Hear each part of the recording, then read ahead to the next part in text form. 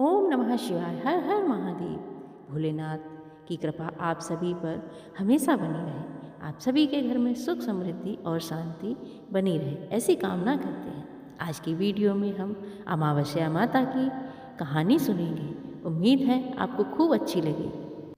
चलिए सर्वप्रथम भगवान भोलेनाथ के चरणों का ध्यान करते हुए प्रसन्न मन से एकाग्र होकर कथा शुरू करते हैं।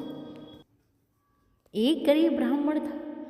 उसके परिवार में पति पत्नी के अलावा एक पुत्री भी थी। वह पुत्री धीरे धीरे बड़ी होने लगी।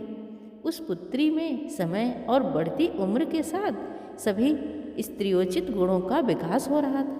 वह लड़की सुंदर, संस्कारवान एवं गुणवान थी, किंतु गरीब होने के कारण उसका विवाह नहीं हो पा रहा था। एक दिन ब्राह्मण के घर में एक साधु महाराज पधारे। वो उस कन्या की सेवा भाव से काफ़ी प्रसन्न हुए।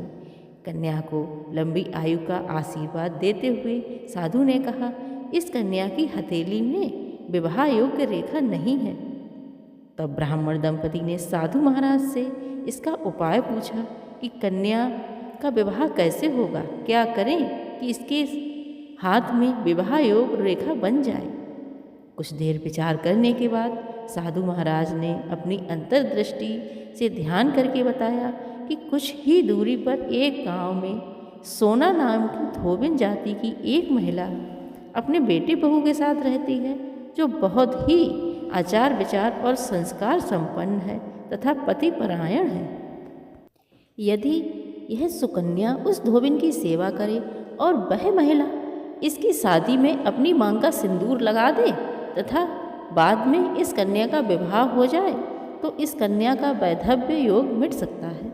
साधु ने यह भी बताया कि वह महिला कहीं बाहर आती जाती नहीं है। यह बात सुनकर ब्राह्मणी ने अपनी बेटी से धोबिन की सेवा करने का प्रस्ताव रखा। अगले दिन से ही प्रातःकाल उठकर सोना धोबिन के घर जाकर साफ सफाई और अन्य सारे कार्य करके वह अपने घर वापस आ जाती थी। एक दिन सोना धोबिन अपनी बहू से पूछती है कि तुम तो सुबह उठकर ही सारे काम कर लेती हो और पता भी नहीं चलता। बहू ने कहा, माँ जी, मैंने तो सोचा आप ही सुबह उठकर सारे काम खुद ही खत्म कर लेती हैं, मैं तो देर से उठती हूँ। यह सब जानकर दोनों सास बहू घर की निगरानी करने लगी कि कौन है जो सुबह घर के सारे काम करके चला भी जाता है। कई दिनों के बाद धोबिन ने देखा कि एक कन्या मुंह ढके अंधेरे में घर आती है और घर के सारे काम करने के बाद चली जाती है। एक दिन जब वह कन्या सारे काम खत्म करके जाने लगी, तब सोना धोबिन ने उससे पूछा कि तुम कौन हो और हमारे घर के सारे काम क्यों कर जाती हो।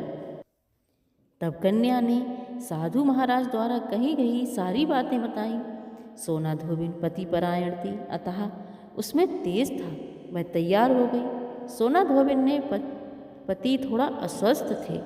उसने अपनी बहू से अपने लौटकर आने तक घर पर ही रहने को कहा। सोना धोबिन जैसे ही अपनी मांग का सिंदूर उस कन्या की मांग में लगाया, सोना धोबिन का पति मर गया। उसे इस बात का पता चल गया। वह घर से निराजल ही चली गई, यह सोचकर कि रास्ते में कहीं पीपल का पेड़ मिलेगा तो उसे भंवरी देकर और उसकी परिक्रमा करके ही जल ग्रहण करेगी। उस दिन सोमवती अमावस्या थी। ब्राह्मण के घर से मिले पुए पकवान की जगह उसने ईंट और टुकड़ों से 108 बार भंवरी देकर 108 बार पीपल के पेड़ की परिक्रमा की और उसके बाद जल ग्रहण किया। ऐसा करते ही उसके मृत पति की जान वापस आ गई। धोबिन का पति फिर से जीवित हो उठा।